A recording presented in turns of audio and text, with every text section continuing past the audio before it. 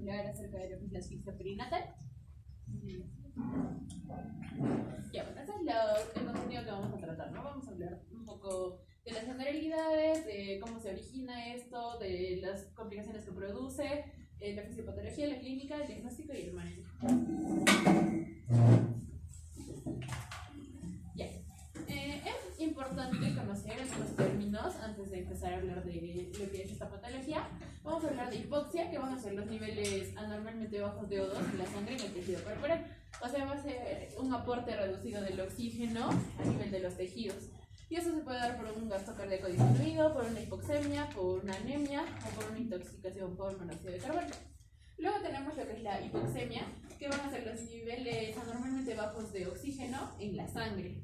Entonces, va a haber la presión parcial de oxígeno va a estar reducida en sangre, y esto se puede dar por un gradiente alveolo arterial normal en caso de fracción de oxígeno inspirado bajo, o eso se puede dar en los lugares de demasiada altura, como por ejemplo acá, y la gradiente alveolo arterial aumentada en caso de que haya desproporción en ventilación y perfusión, un cortocircuito de derecha a izquierda, limitaciones de la difusión.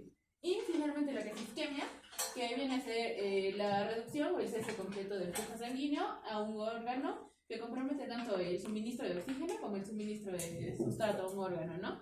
Entonces va a haber un flujo sanguíneo reducido a los tejidos, y esto se puede dar por un flujo arterial alterado o por el drenaje venoso disminuido. Ya. Ahora, con respecto a la patología como tal, la asfixia perinatal va a ser una dificultad en el intercambio de gases.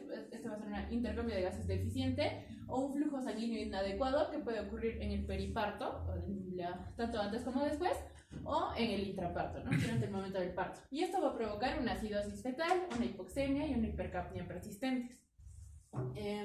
A nivel del cerebro, bueno, el neonato a término, la falta de oxígeno puede provocar una insuficiencia multiorgánica, pero el principal órgano afectado va a ser el cerebro con la encefalopatía hipóxica isquémica, y también en ciertas circunstancias se puede afectar simultáneamente órganos como el corazón, riñón, pulmón e hígado. Ahora, con respecto a la epidemiología, ocurre en un 0.5% de los recién nacidos vivos, que son mayores de 36 semanas de gestación. Tiene más incidencia en madres que tienen antecedentes de diabetes o adicciones o leucemias, en fetos que tienen restricción de crecimiento intrauterino, pacientes que tienen presentación de nalgas y representa el 20% de las muertes perinatales. Ahora, con respecto a Latinoamérica, ¿no? En los países en vías de desarrollo, las cifras varían, ¿no? En África hay una tasa mayor de 60 y existe un reporte en la región Eritrea con un porcentaje de 1.54 en el 2010, y en América es un poco menor estas tasas, que llegan a 0.3.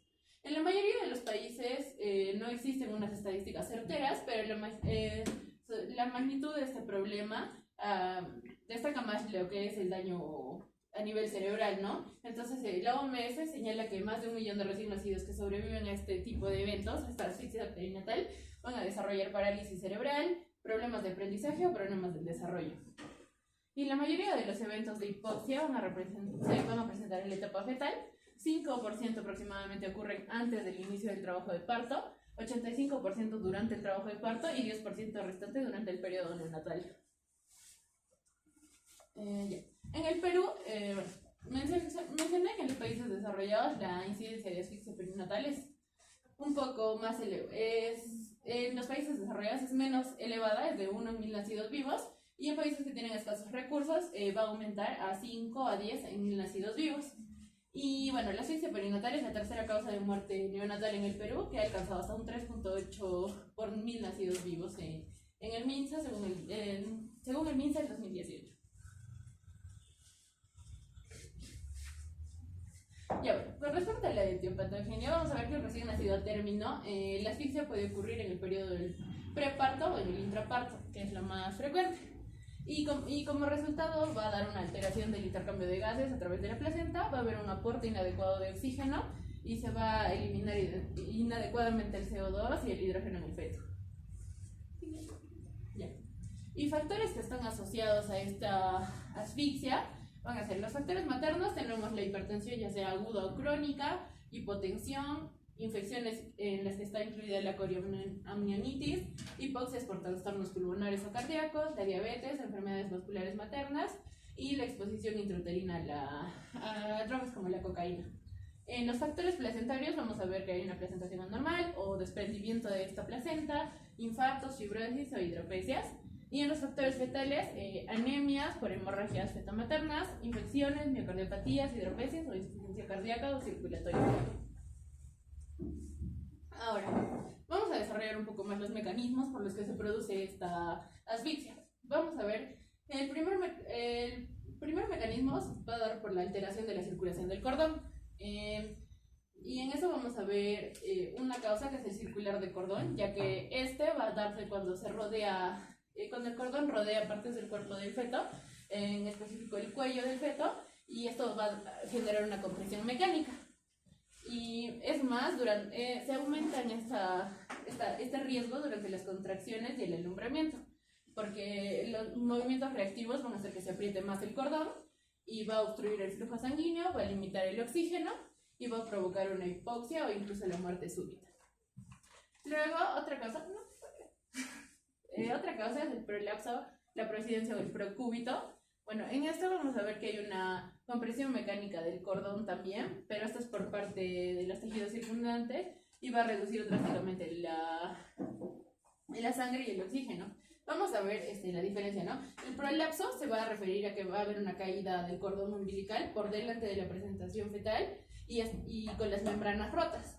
Luego tenemos la lateroincidencia, que es que el cordón se sitúa lateralmente junto a la presentación, sin rebasarla y sin asomarse a nivel del cuello, que puede ser con membranas rotas o intactas. Y el procúbito va a ser la caída del cordón, pero va a tener las membranas intactas.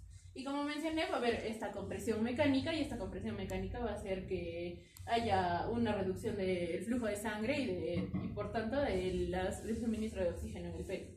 Y la exposición, además que en este caso del prolapso, que la exposición del cordón a una temperatura que es más fría fuera del útero puede inducir a que haya un vasoespasmo arterial y eso exacerba la isquemia.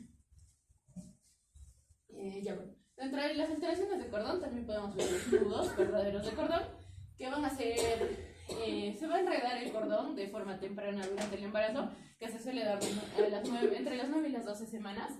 Y usualmente la gelatina de Wharton y la presión hidrostática hacen que se pueda prevenir esta obstrucción total, pero si es que hubiese un movimiento brusco del feto, se va a apretar este nudo y va a haber una interrupción súbita del flujo sanguíneo y del aporte de oxígeno.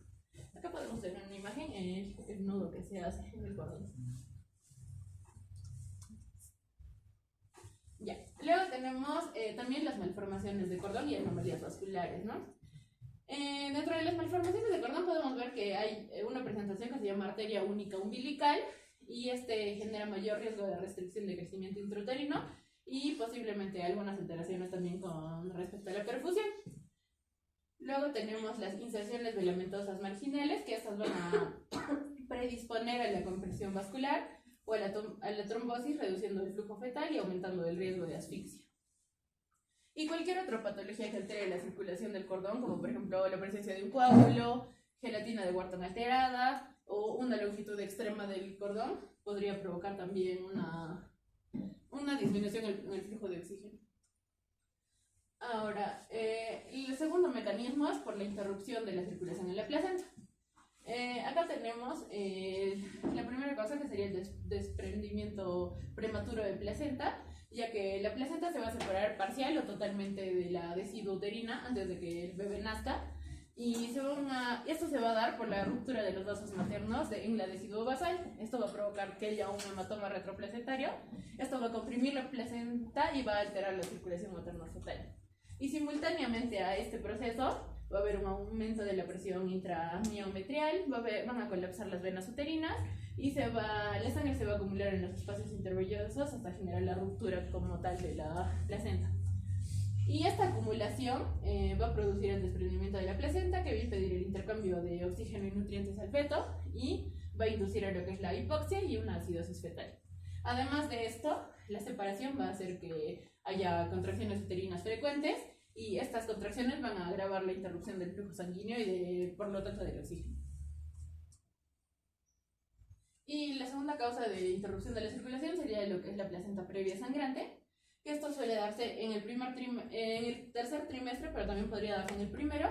En este, el segmento inferior uterino se va a adelgazar y se va a estirar. Bueno, la placenta previa va a ser cuando se implanta en el segmento inferior del útero, parcial o totalmente, y va a cubrir el orificio cervical. Entonces, en el tercer trimestre, el segmento inferior uterino se va a adelgazar y se va a estirar, y puede causar que se desgarre o parte de la placenta y se produzca un sangrado abundante. Este sangrado va a interrumpir la circulación placentaria, va a afectar el intercambio de oxígeno y de nutrientes, y además de esto, el sangrado va a promover la producción de trombina, y esta trombina va a generar que haya mayores contracciones, que haya un ciclo sin fin de sangrado y que haya una interrupción entre el intercambio de oxígeno al feto. Como tercer mecanismo tenemos la disminución de oxígeno placentario, y esto se va a dar por la primera causa es la insuficiencia placentaria, ¿no? Que la placenta no va a satisfacer las demandas del feto en cuanto a oxígeno y nutrientes. Esto va a hacer que se produzca una hipoxia crónica en el feto y se va a producir lo que es la asfixia fetal. El feto va a responder inicialmente aumentando el flujo sanguíneo a sus órganos vitales, ¿no? El cerebro, el corazón. Pero si la hipoxia persiste, se va a realizar lo que es una capacidad compensadora y va a producirse acidosis, va a reducirse el gasto cardíaco y va a haber un daño neurológico. Algunas causas que pueden provocar insuficiencia placentaria podrían ser las calcificaciones placentarias, que se relacionan con el envejecimiento de la placenta y pueden interferir con la función vascular de esta, con el intercambio gaseoso, y contribuir a la insuficiencia placentaria. Otro que podría ser o que podría suceder son los infartos placentarios. Los infartos pequeños suelen ser normales al término del embarazo, pero los extensos van a comprometer gravemente la función, reduciendo la masa funcional y el intercambio de oxígeno. Y bueno, las placentas pequeñas que van a provocar el RCIU van a ser porque va a haber una inadecuada remodelación de las arterias espirales uterinas, va a haber una alta resistencia al flujo sanguíneo uteroplacentario y se va a disminuir el aporte de oxígeno y de nutrientes en el bebé. Y otra causa de insuficiencia placentaria es la preeclampsia, y la preeclampsia se dice que es una enfermedad bastante importante, ya que puede producir una serie de alteraciones en la homeostasis del feto, y esto perjudica el desarrollo, sobre todo el desarrollo cerebral. Se va a alterar el balance entre los factores angiogénicos y antiangiogénicos, va a haber un aumento de este factor antiangiogénico, y esto va a potenciar que haya una disfunción endotelial materna, que haya la hipertensión y el deterioro del flujo placentario. Y la insuficiencia resultante va a limitar el aporte de oxígeno al feto, y esto a menudo termina en una restricción del crecimiento intrauterino y puede aumentar el riesgo de sufrimiento fetal y de asfixia perinatal. Y como cuarto mecanismo tenemos la disminución del oxígeno, pero del lado materno, ¿no? Por causas de la madre. Uno podría ser la anemia. La hemoglobina es la principal transportadora de oxígeno. Entonces, en la anemia, cuando hay deficiencia de hierro o hemoglobinopatías o hemorragias, la capacidad del transporte del oxígeno en sangre va a disminuir, aunque incluso en algunas ocasiones su saturación puede ser normal. Va a haber menor contenido en sangre arterial de oxígeno, y eso va a hacer que haya una reducción del gradiente de difusión hacia la placenta. Va a haber una hipoxemia fetal crónica o aguda durante el parto. Y otra causa serían las enfermedades pulmonares, que van a alterar la oxigenación alveolar y van a provocar hipoxemia materna, ¿no? Por ejemplo, un EPOC, un asma, van a disminuir y van a generar la hipoxemia materna, y esto va a reducir directamente la cantidad de oxígeno disponible para el bebé. Y finalmente las enfermedades cardíacas maternas, que una falla cardíaca va a disminuir el gasto cardíaco, va a disminuir el flujo sanguíneo uteroplacentario, y en un caso de las cardiopatías cianóticas como tetralogía de Fallot no corregida, además también hay una mezcla de sangre venosa y arterial que tiene una hipoxemia crónica materna y un bajo aporte de oxígeno en la placenta. Ya, como habíamos mencionado, estas asfixias fetales suelen tener como primera complicación es el daño cerebral, ¿no? Y producen lo que es la encefalopatía hipóxica isquémica. Esto se va a dar porque hay un aumento de CO2 y una disminución del oxígeno y una hipoperfusión. Esto se va a dar por el evento hipóxico isquémico perinatal, que va a generar una alteración funcional del cerebro. Y esto nos va a dar la encefalopatía hipóxica y también un daño multisistémico, como ya había mencionado, el corazón, pulmones, hígado. Sí. Ahora, los mecanismos por los que se produce esto es, uno, la hipoxia, ¿no? Que va a haber una cascada de daño celular y luego va a haber crisis convulsivas en el bebé. Luego se va a producir una isquemia y una reperfusión, que se va a reducir la glicemia cerebral y va a aumentar el daño celular, y luego va a haber una falla de energía en la que va a haber una depresión de trifosfato de adenosina, y finalmente va a estar la inflamación, que es la que va a causar daño celular y se va a extender en el cerebro. Y bueno, con respecto a la fisiopatología, va a tener una fase aguda en la que hay una hipoperfusión cerebral, va a haber un fallo energético, el tiempo y la gravedad, que van a ser de tiempo y gravedad dependientes. Luego va a haber una fase latente, que es la fase de ventana terapéutica, en la que va a haber una recuperación transitoria del metabolismo energético. Luego está la fase secundaria, en la que ya existe el daño mitocondrial y va a haber desacoplamiento del metabolismo oxidativo. Y la fase terciaria, que va a ser responsable de los daños a largo plazo, ¿no? De lo que se mencionaba como el daño cerebral permanente, trastornos del desarrollo o parálisis cerebral en un caso más grave.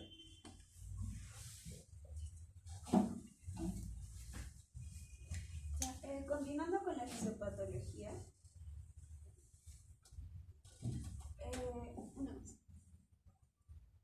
primero que para empezar a hablar sobre la fisiopatología, tenemos que saber que, como explicó mi compañera, se va a hacer un evento hipóxico isquémico fetal que se va a dar intrauterinamente, en el cual va a haber un bloqueo del intercambio gaseoso a nivel placentario, ya que la mamá anteriormente, antes que nazca el bebé, era la que hacía el intercambio gaseoso.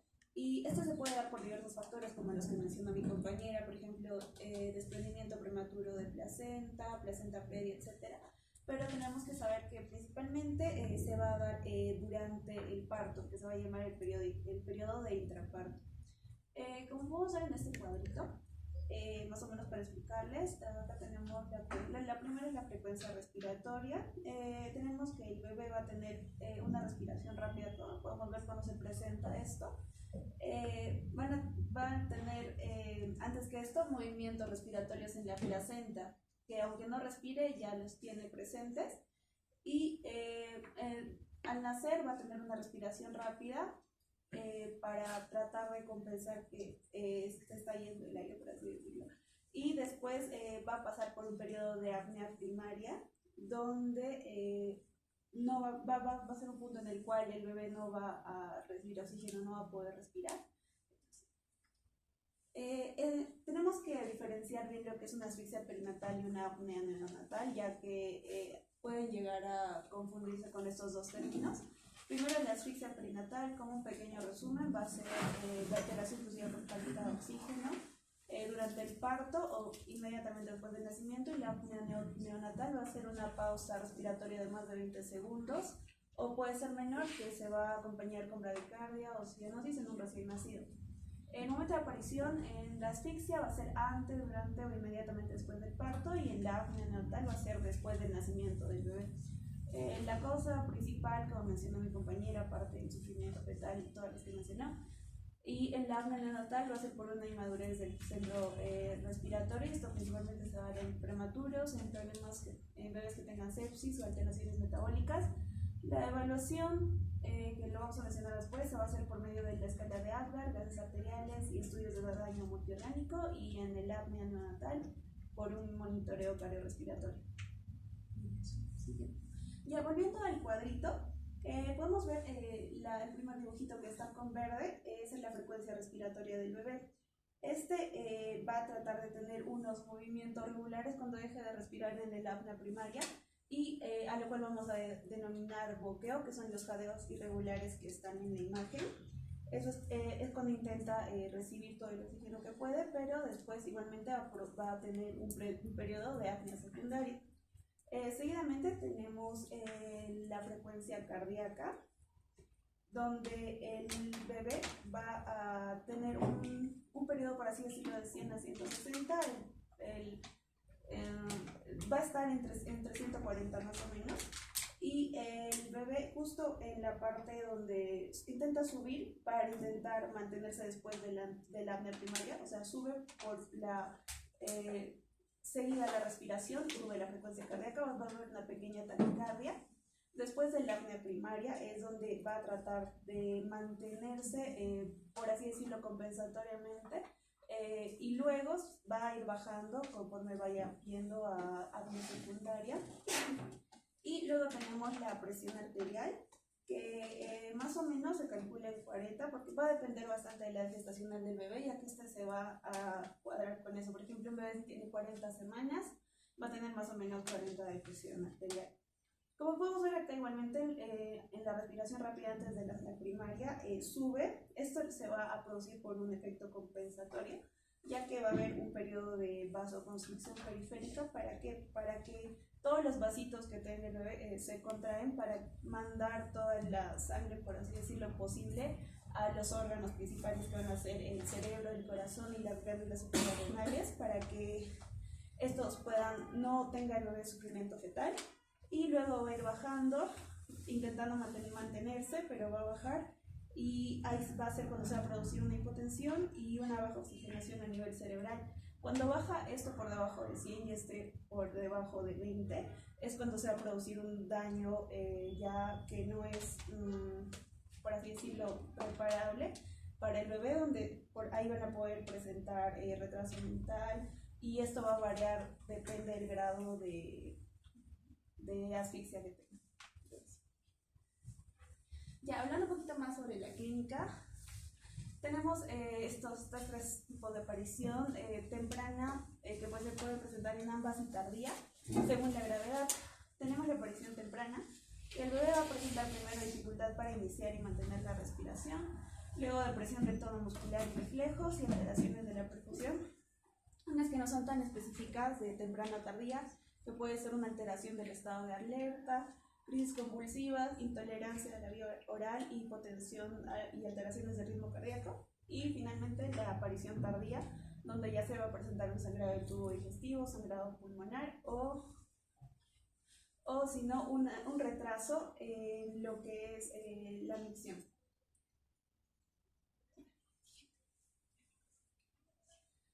Luego tenemos esta tablita que es más o menos, nos van a dividir en tres partes lo que es la severidad: la leve, moderada y severa.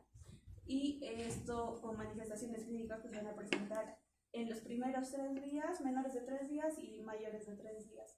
En la leve, la capacidad de despertar va a estar normal, casi todo va a estar normal, va a tener muy poca hipotonía, las respuestas motoras van a estar un poco disminuidas, y puede tener reflejos osteogenosos aumentados. En la moderada ya el bebé va a estar letárgico, con estupor moderado, va a tener una hipotonía global, va a estar, la respuesta motora va a estar disminuida, pero también va a estar presente. Los reflejos osteogenosos van a estar disminuidos y los reflejos primitivos van a estar débiles. Y mayores de 3 días van a presentar convulsiones aisladas o repetitivas, y en la severa el bebé ya puede estar en coma o en estupor. En el tono muscular puede estar hipotónico, no puede tener respuestas motoras, esas pueden estar ausentes o pueden presentar convulsiones o estado epiléptico, y la reactividad es que no tenga ningún tipo de reflejo primitivo. Para el diagnóstico tenemos estos 4 principales criterios diagnósticos, que son los más importantes de memorizar. Primero, que el pH sea menor de 7 en la arteria umbilical, o déficit base de menos 12. ¿Por qué dice en la arteria umbilical y por qué no se puede sacar de la vena? Porque, como sabemos, la arteria va a ser la sangre que el bebé le está pasando a la mamá, y la vena va a ser la sangre que la mamá le está pasando al bebé. Y como queremos evaluar cómo es el bebé, tenemos que sacarlo de la arteria, que vemos ahí la imagen.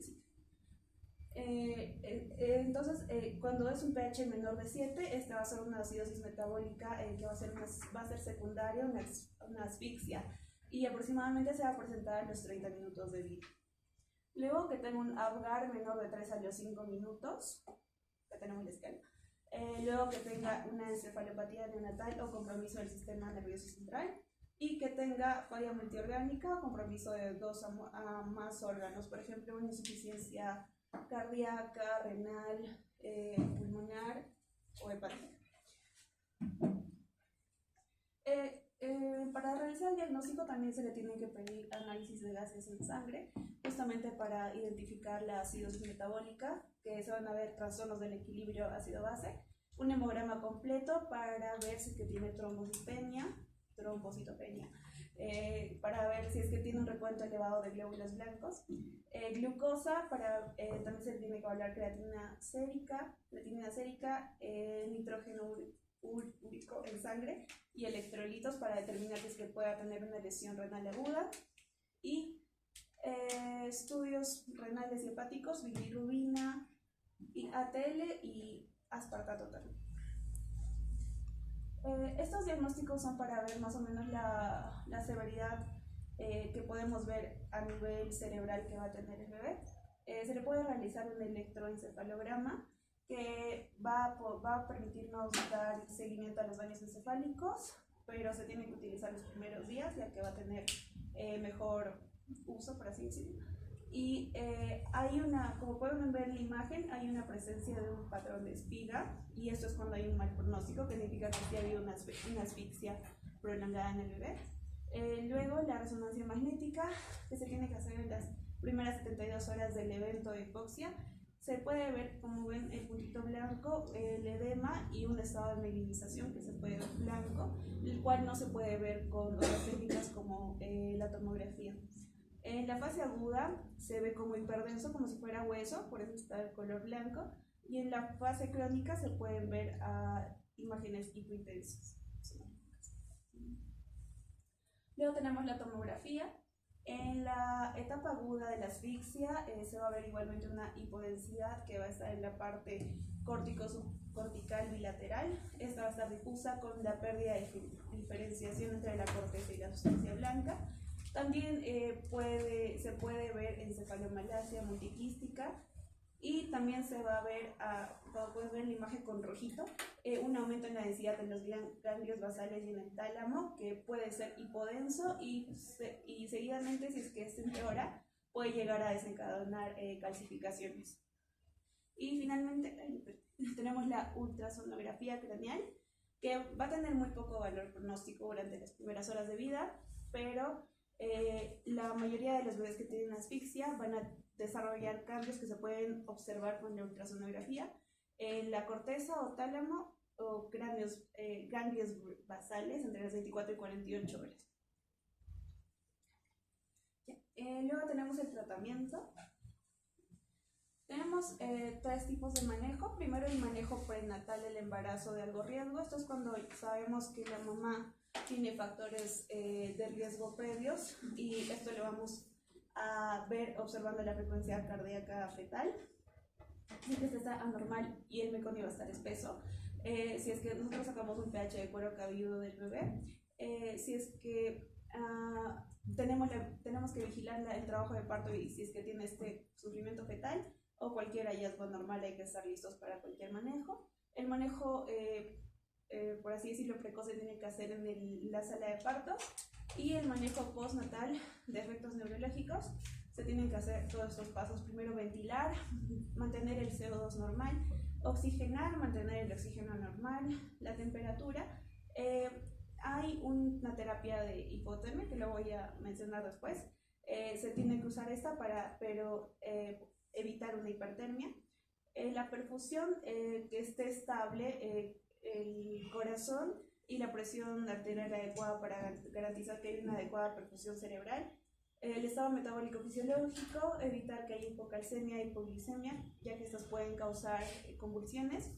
El manejo de fluidos, evitar sobrecargar o déficit o que haya poco aporte. El control de convulsiones, si es que estas se presentan, a agregar anticonvulsivantes, como la primera línea es fenobarbital y se diagnostica con el electroencefalograma. Y manejo de otras lesiones de los órganos principales. Como estrategia neuroprotectora está la hipotermia terapéutica, que va a ser un enfriamiento corporal y de la cabeza principalmente, que va a ser eficaz para encefalopatías. Este se debe iniciar en las primeras 6 horas de vida y la temperatura va a variar entre 33 a 34 centígrados, más o menos estando en la mitad, que es 33.5. Hay criterios de inclusión y de exclusión que tienen que seguir los bebés para realizarle esta terapia, por así decirlo. Primero, de inclusión es que la edad gestacional sea mayor o igual a 36 semanas y tenga un peso de 2 miligramos. Después que el bebé tenga evidencia de sufrimiento fetal o asfixia, demostrado por los criterios diagnósticos que les mencioné. Después que tenga evidencia de encefalopatía neonatal moderada o grave con examen físico y también imágenes. Y criterios de exclusión, que tenga alguna cromosomopatía letal, por ejemplo la trisomía 13 o 18, que tenga malformaciones congénitas graves, que tenga diátesis hemorrágica significativa o hemorragia intracraneal mayor.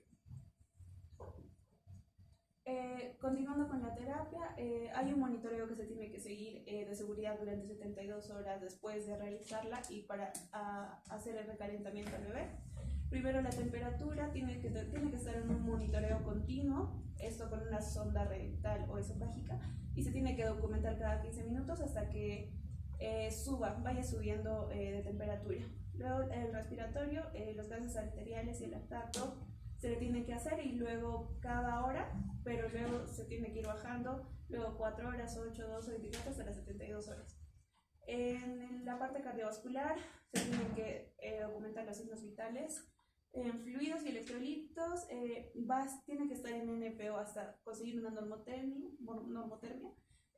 Tiene que presentar una nutrición parenteral estándar, mantener el sodio en rango alto normal para evitar un edema cerebral y monitorizar la coagulación.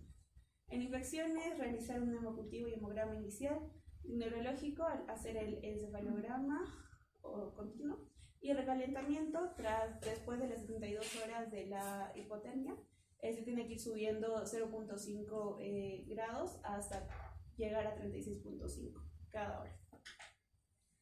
Y finalmente, los indicadores de mal pronóstico que tenemos si es que un bebé sufre asfixia es que tenga el Apgar menos de 3 a los 10 minutos de reanimación, que esté en grado 3 de la clasificación de Sarna, que tenga convulsiones difíciles de tratar y prolongadas, que no calmen con el fenobarbital, que tenga signos de anormalidades neurológicas a las 2 semanas de vida, que tenga persistencia de hipodensidades extensas en la ecografía al mes de vida, y que la tomografía esté con anormalidades que sugieran encefalomalacia al mes de vida y que tenga oliguria persistente por más de 36 horas. Este es como un cuadrito para sintetizar todo lo que hemos expuesto.